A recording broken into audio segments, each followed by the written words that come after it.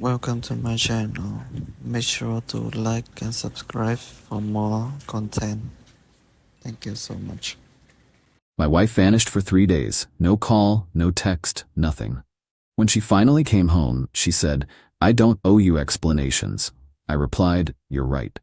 Then I handed her divorce papers and the PI report with photos. Her story changed immediately when I, 36 male, need to write this down while it's still fresh. My hands are shaking, but my head's never been clearer. Monday morning, my wife, 34, left for work like any normal day. Kissed me goodbye, said she'd pick up groceries on the way home. We'd been married 6 years. Good marriage, I thought. No major issues, talked about starting a family soon. She never came home. Called her phone at 7 p.m., straight to voicemail. Called her work. They said she'd left at 5:30 p.m. Called her best friend, her sister, her parents. Nobody knew anything.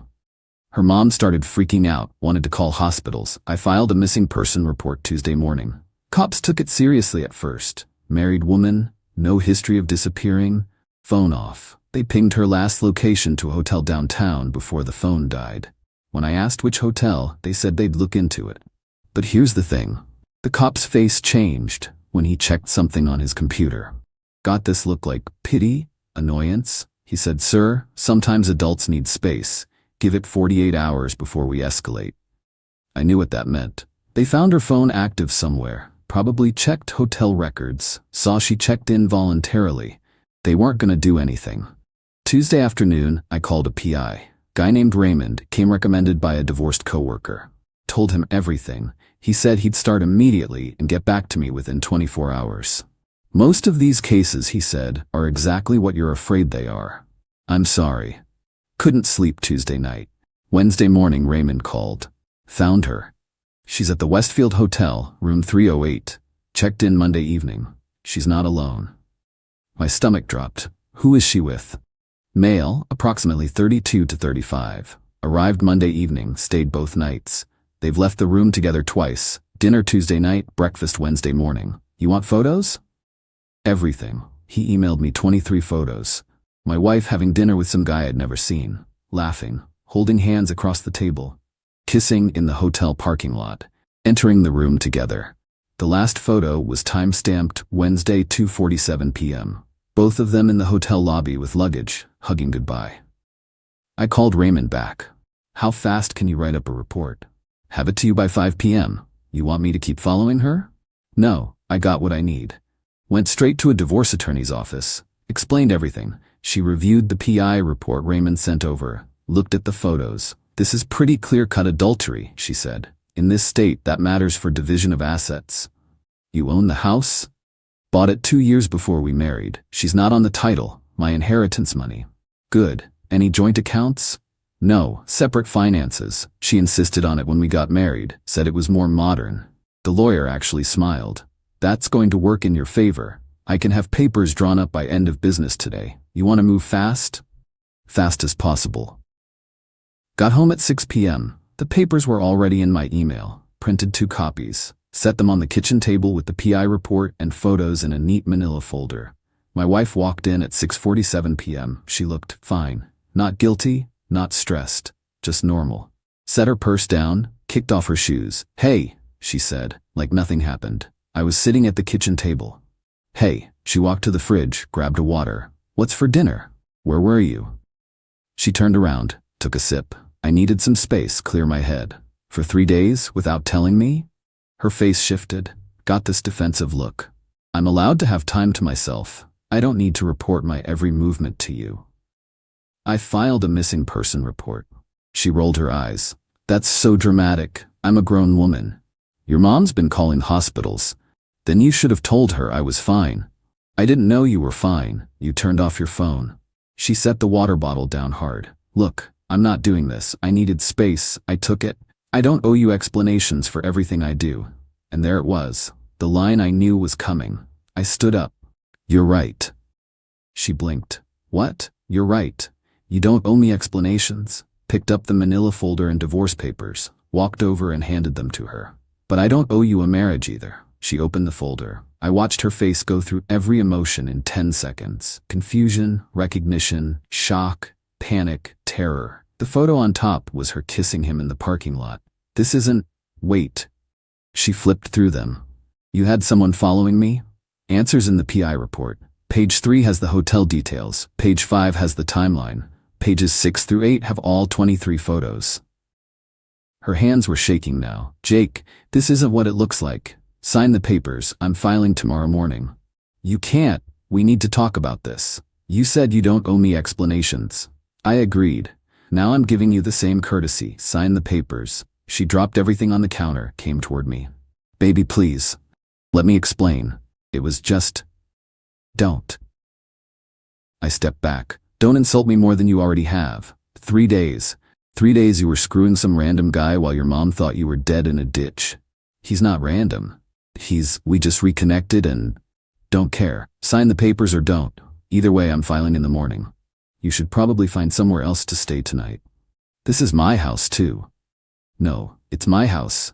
Bought and paid for before we married. Check the deed. Your name's not on it. Her face went red. You can't kick me out. I'm not kicking you out. I'm suggesting you'd be more comfortable elsewhere. But if you stay in the guest room. We're done. She started crying. Please, just listen to me. It was a mistake.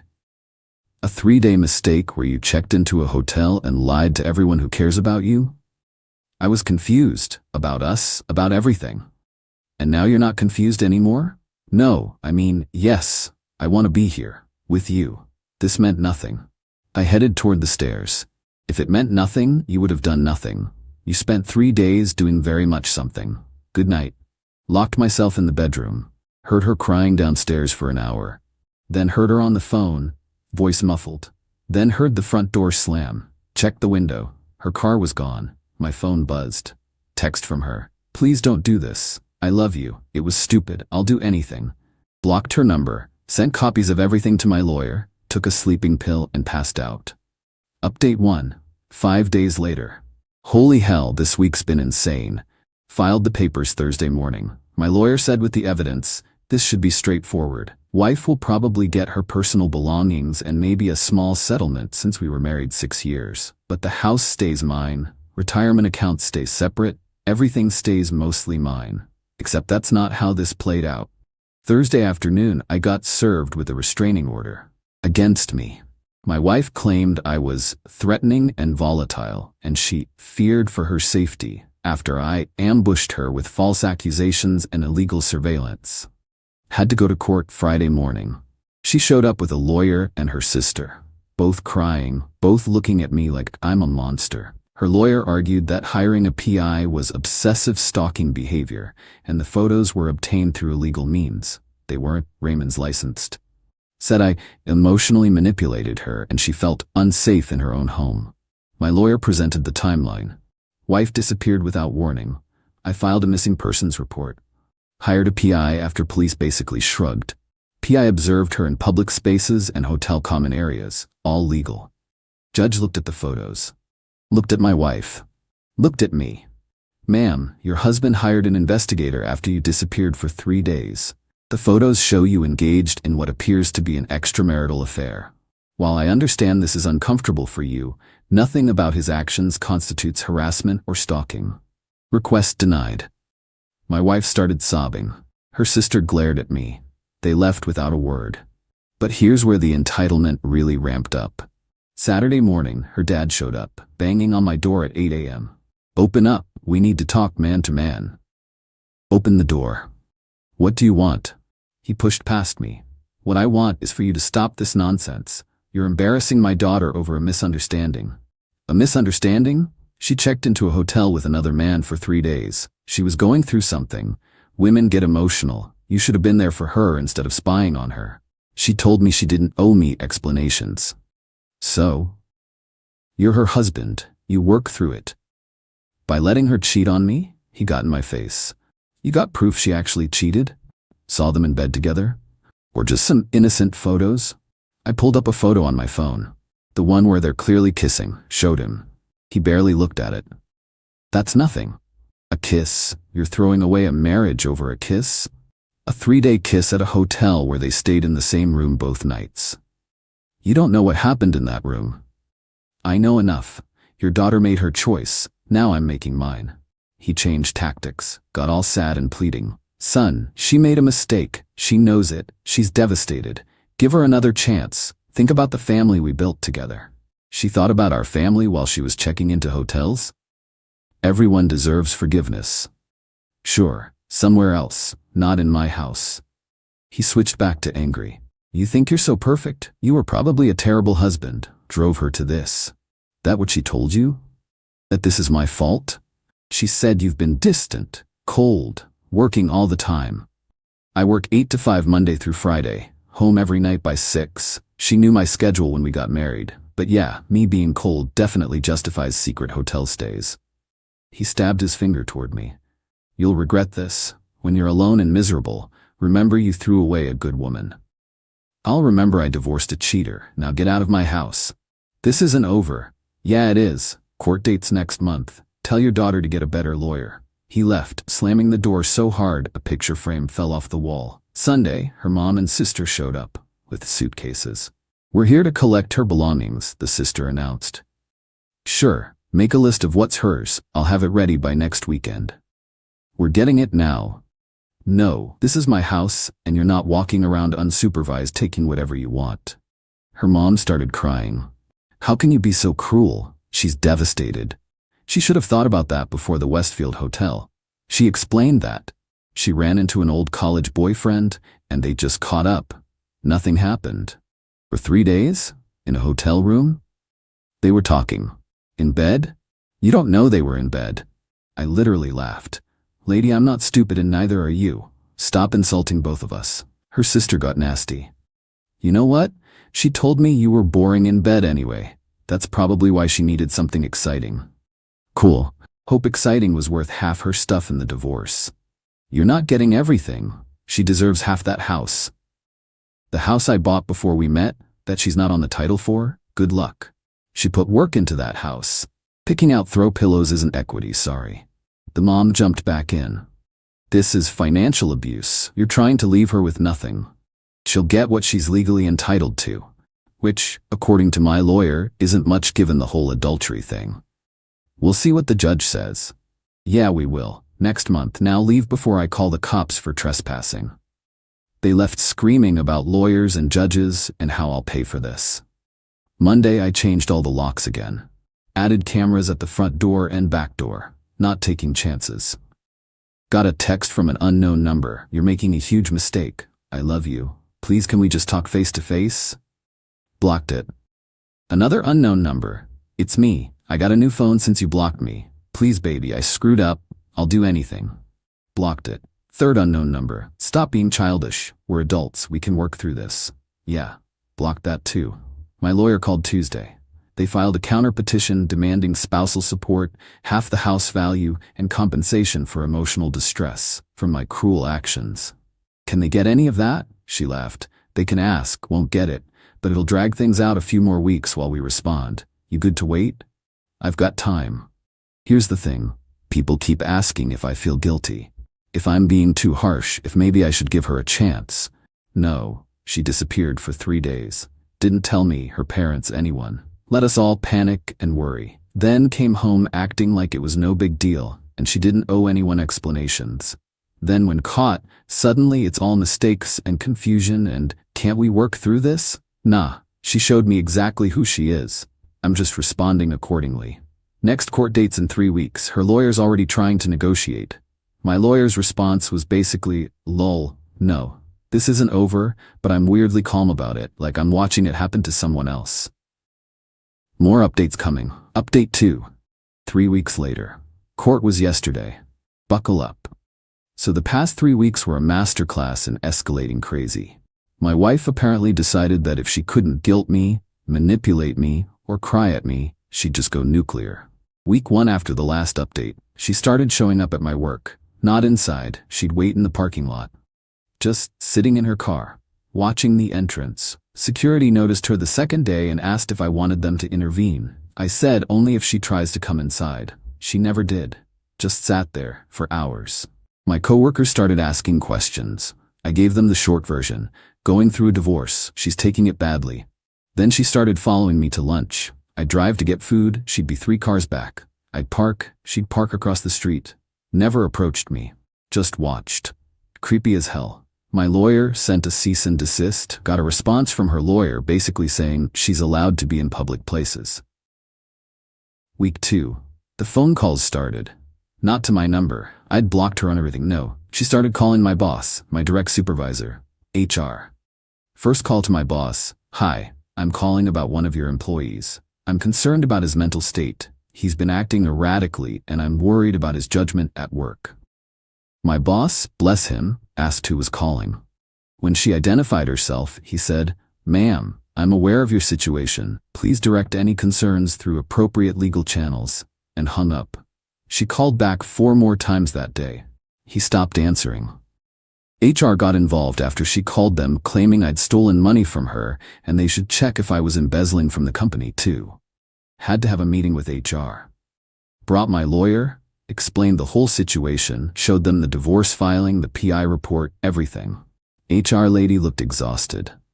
"Sir, we're sorry you're dealing with this. We'll note that these claims are part of a contentious divorce and take no action. If she continues calling, we'll pursue harassment charges."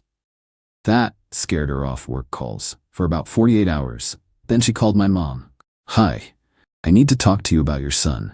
He's not well. He's invented this whole story about me cheating because he's having some kind of breakdown. I'm really worried about him."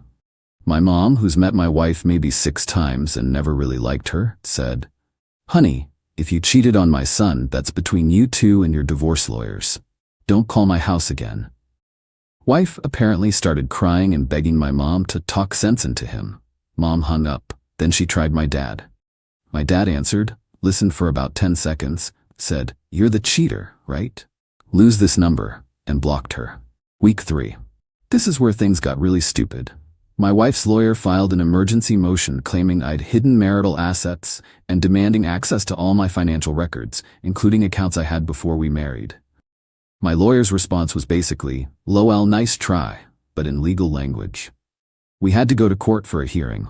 Judge was clearly annoyed at the waste of time. Wife's lawyer argued that I must have hidden money because I could afford a private investigator and a good divorce attorney. My lawyer presented, my client used his personal savings from an account established before the marriage to hire both the investigator and myself. Here are the bank statements.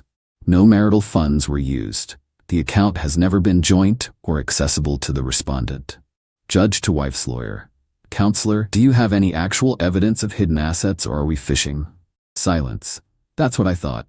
Motion denied. Next time bring evidence, not suspicions. But the best part, the absolute chef's...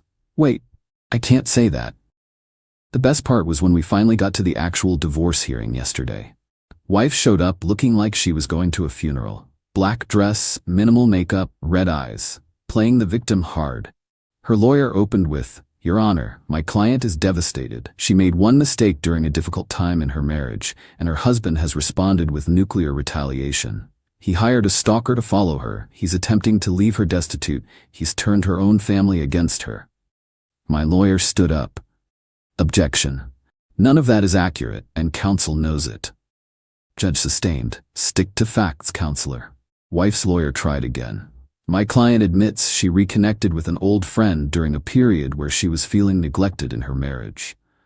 They met for coffee, talked, and yes, she stayed at a hotel to have space to think. But nothing physical occurred. My lawyer pulled out the photos. Your Honor, these were taken by a licensed investigator in public spaces. Photo 12 clearly shows the respondent and her companion kissing in the hotel parking lot. Photo 15 shows them entering the hotel room together at 9:47 p.m. Monday evening. Photo 18 shows them leaving together at 11:23 a.m. Tuesday, returning at 2:15 p.m. Photo 21 shows them leaving again Wednesday at 7:34 a.m. for breakfast, returning at 8:52 a.m.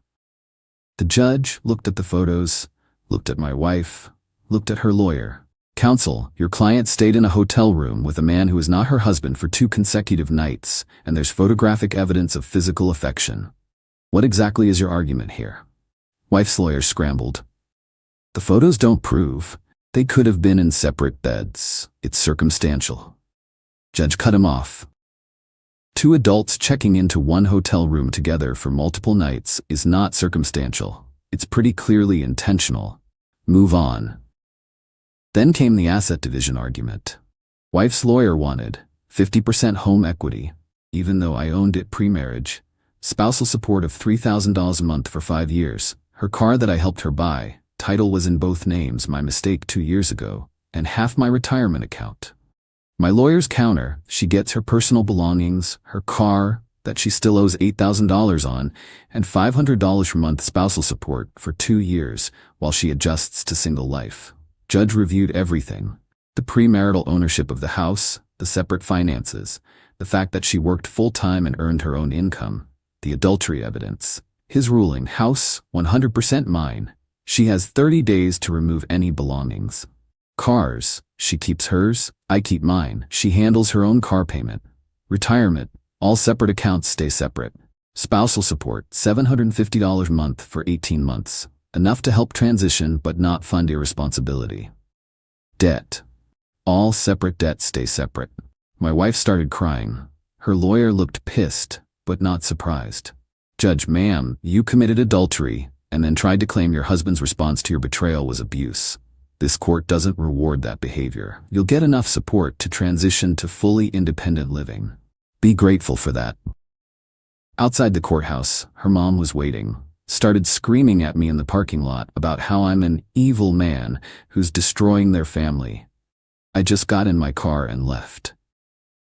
Got a text from yet another unknown number last night. I hope you're happy. You've ruined my life. I have to move back home with my parents because I can't afford an apartment on my own. Everyone thinks I'm a terrible person. You did this to me. I replied to this one, just once. You did this to yourself.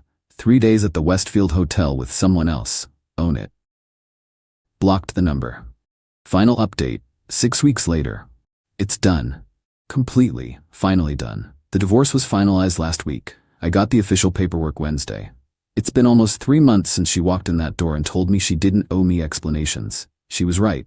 She didn't, and I didn't owe her a marriage. The last 6 weeks were mostly quiet on her end. The court ruling basically killed any remaining fight she had.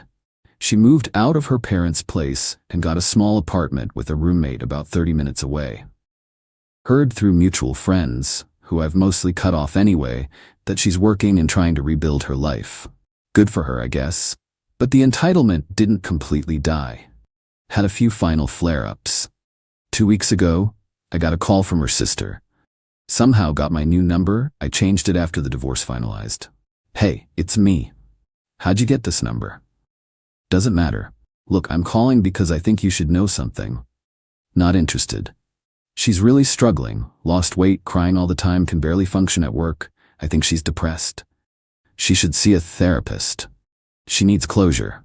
She needs to talk to you just once, face to face. She got closure in court. You're seriously gonna hold this over her forever? She made one mistake. A 3-day mistake. At a hotel, with someone else. People make mistakes when they're unhappy. You should have been a better husband. And there it was. Still my fault somehow. I was a fine husband. She was a terrible wife. Tell her to stop sending family members to guilt trip me. You're such an hung up. Blocked.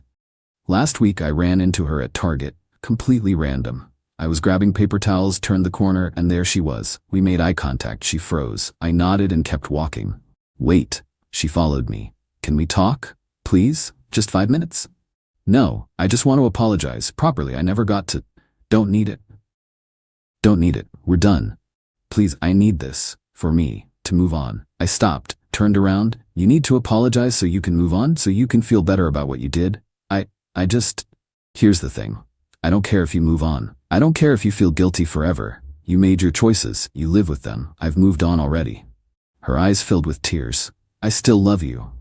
You loved a hotel room with some other guy more. It wasn't like that. It was exactly like that. I got photos. 2 nights, same room, lots of kissing. I'm not stupid and neither are you. Stop lying. She wiped her eyes. Fine, you want me to say it? Yes, I slept with him. Yes, it was wrong. Yes, I regret it every single day. There, happy now? Indifferent, actually. That's worse for you, I know, but it's true. I don't hate you. I don't love you. I don't think about you at all unless forced to. You're so cold. I'm practical. You taught me that. You said you didn't owe me explanations. You were right. I don't owe you forgiveness either. We're even. She just stood there crying while I walked away. Haven't heard from her since. As for me, I'm good. Not great, not terrible, just good. The house feels bigger now, emptier but cleaner somehow. I repainted the bedroom, got new furniture, donated stuff that reminded me of her. Made it mine again. Work's been steady. Boss knows the situation and has been cool about everything. No more parking lot stalking, no more harassment calls. Started seeing someone casually a few weeks ago. Met her at a bookstore. We're taking it slow. She knows about the divorce, knows it's fresh, isn't pushing for anything serious. It's nice. My parents are relieved it's over. Dad took me to a baseball game last weekend. Didn't even bring up the divorce. Just ate hot dogs and complained about the bullpen. Mom keeps asking if I'm really okay or just pretending. I think I'm actually okay. Took a while to get here, but yeah, I'm okay. The trust issues are real though. Not gonna lie about that. Every time the new girl texts late or doesn't respond for a few hours, there's this little voice. But I'm working on it. Can't let one terrible person ruin all future possibilities. What I learned. When someone tells you who they are, believe them immediately.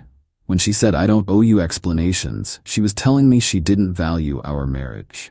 I just took her at her word. Also learned, separate finances was the smartest decision we ever made. Made the divorce infinitely cleaner. And most importantly, hiring that PI was worth every penny. Without those photos, she'd still be lying, still be gaslighting, still be making me think I was crazy for having suspicions. Raymond gave me proof. Proof gave me leverage. Leverage gave me a clean divorce. To everyone who messaged with support, thanks. To the few who said I should have tried counseling or given her another chance, respectfully disagree. She didn't trip and fall into that hotel bed. She planned it, executed it, lied about it, and only showed remorse when caught. That's not someone you build a future with. Time to actually move forward now. Close this chapter for real. The divorce is final. The house is mine. The life is mine. She wanted space and no explanations. She got permanent space and all the explanations she didn't want. Good enough for me. Thank you so much for watching. Hope you enjoyed the video. Make sure to like and subscribe for new content.